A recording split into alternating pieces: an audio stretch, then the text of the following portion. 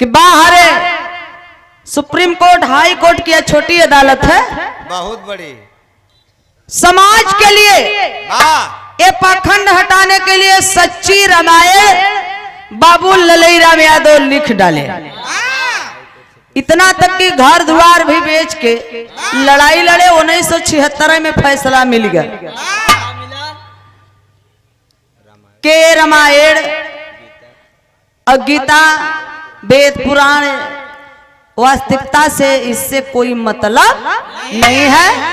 इस जैसे मंच पे नौटंकी खेला जाता है, उस नौटंकी के जैसे पात्र होते हैं हीरो हीरोइन, जोकर जोकराइन खलनायक, उसी प्रकार से ये लोग रामायण में जितने, जैसे ये राम है वो पात्र है राम के, और लक्ष्मण पात्र है वो सीता।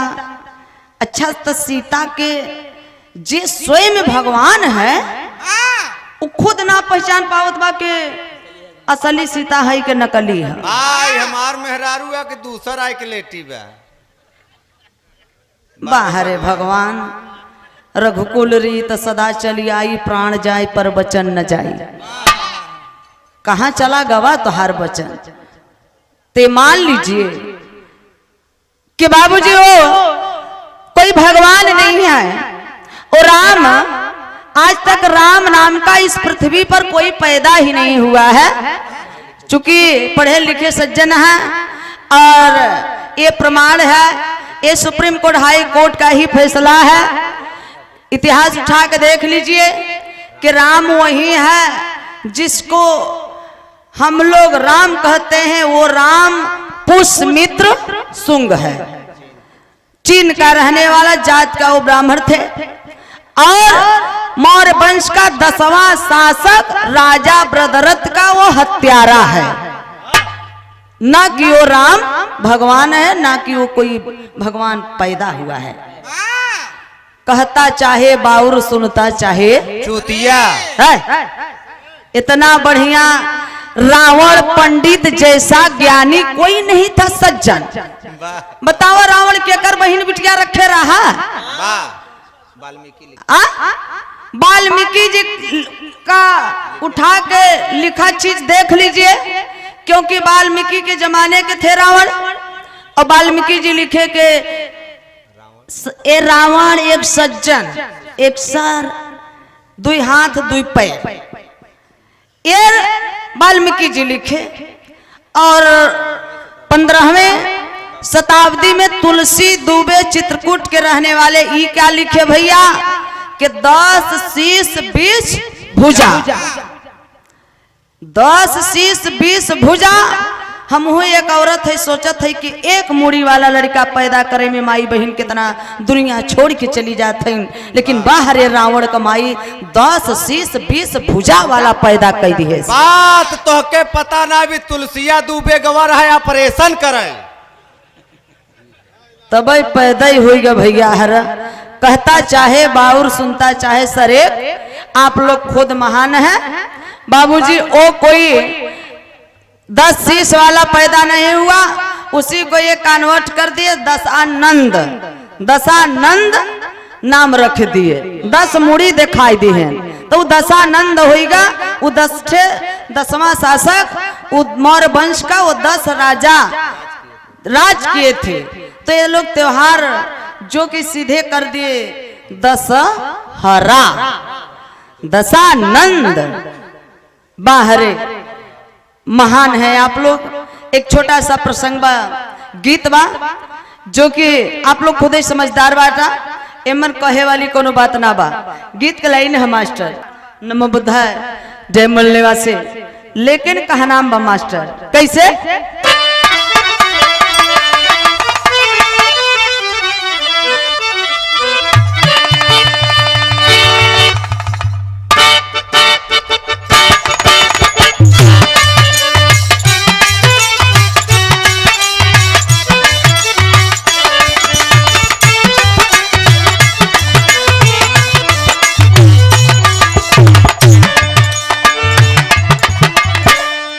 ये तरच लाइन बा कि चिट्ठी लिखा तानी अब तो मोबाइल हो गया बा, पल पल का खबर मिलत बा। वाह वीडियो कॉलिंग। लेकिन पहले अंतरदेशी लिफाफा चिट्ठी जाए, वाह परदेसी राजा भेजे, तब के चिट्ठी लिखतानी एक रात तार जनिहा, यही के प्यार जनिहा।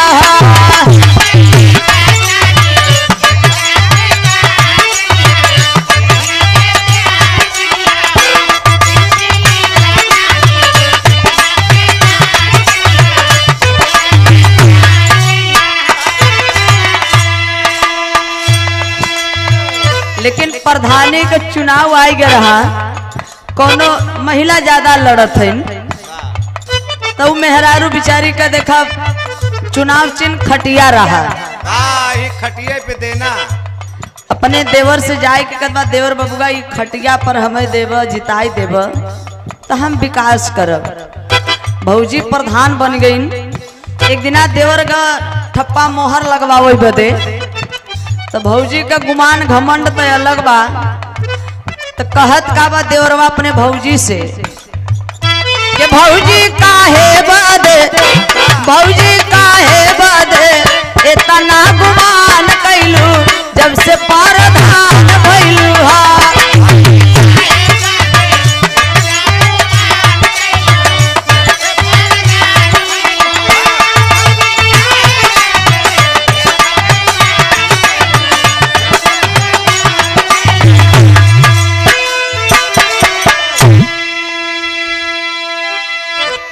लेकिन भावा कहत बा भौजी इतना बड़ा गुमान हो गल तो के आ कहत का बा गौवा का रुपया पैसा फूला खाई गईलू भौजी।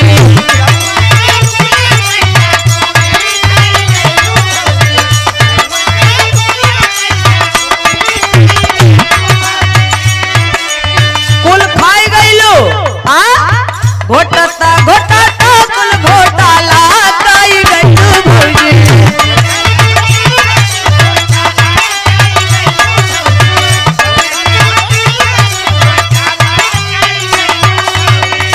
कच्चा तोड़ गया पल, वो कच्चा तोड़ गया पल, पक्का मकान कैलू, जब से प्रधान भइलू।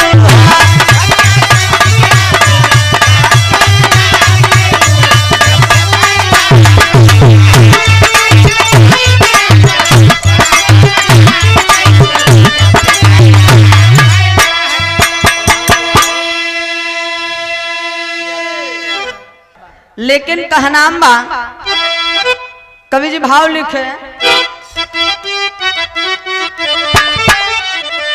कि बाटे महिमा जग में, बाटे महिमा जग में, रावण जैसे ज्ञान बाटे, पूजत संसार बाटे।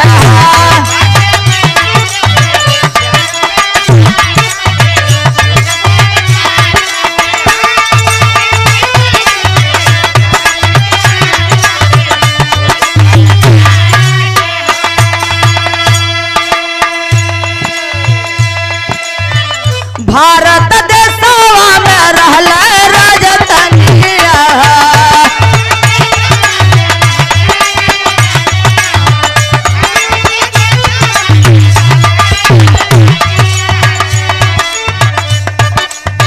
घर घर सब ही के होता ही पूजनिया।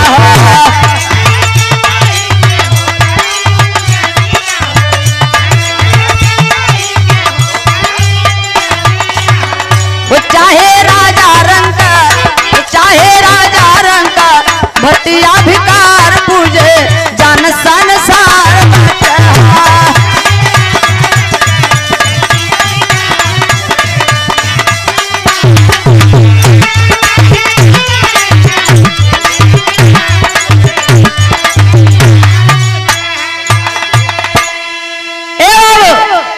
बाहर पंडित जैसा रावण ज्ञानी कोई नहीं था, सज्जन इतना पंडित माने ज्ञानी इतना विद्वान रावण। हम लोगों के देवता जैसे रावण, महिषासुर, यादव वंश में जन्मे महिषासुर, बाहर कृष्णासुर, महासुर, जिनका नाम बदल के महादेव रखा गया। व्रतासुर, गयासुर, सम्रासुर, महिषासुर, बाणासुर, कृष्णासुर, हम लोगों के देवताओं को ये बेईमानियों, ये विदेशियों ने राक्षस, दैत, बनमानुष कहलाए और हम लोग माने। हर साल रावण मरत बा, हर साल जिंदा हो जात बा। तो बाबूजी आज उनके जैसा रावण कोई ज्ञानी नहीं, विद्वान नहीं थे इस पृथ्वी पे। लेकिन कवि जी दूसरी लाइन में भाव लिखे हैं, बाहरे धन्य है, महान है, बाहरे रावण, बाहरे मंदोदरी। अरे बाप रे बाप, इतनी सुंदर रही मंदोदरी। बा all the best, very beautiful, handsome women. धन्य है, महान है। ए बाबू, तो आज हमारे देवताओं को राक्षस, दैत, बनमानुष बताए, अपने आप को ये पाखंडियों ने देवी देवता कहलाए। लेकिन कहा नाम बा,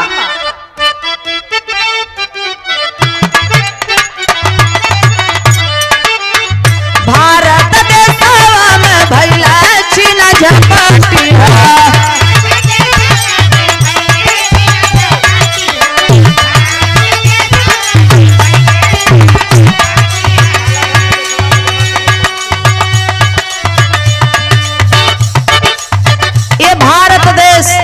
सोने का चिड़िया बाबूजी लगभग 3500 बरिस पहले मेरे भारत देश में न जात, न पात, न भेद, न भाव, न ऊंच, न नीच, न अमीरी, न गरीबी, न छुआ, न छूत।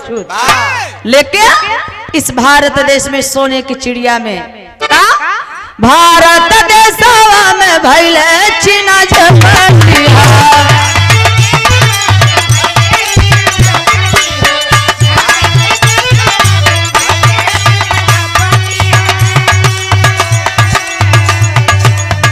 अब कैसे दिन बीती उठे न कलेशवा।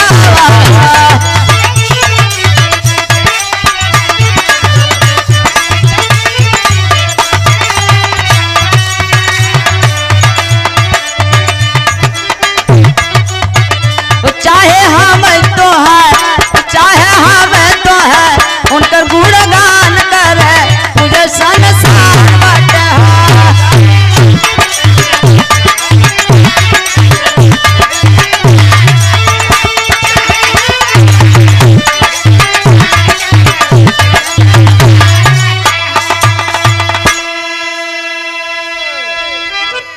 लेकिन आखिरी लाइन में कहनाम बा है, आखिरी लाइन में कहनाम है,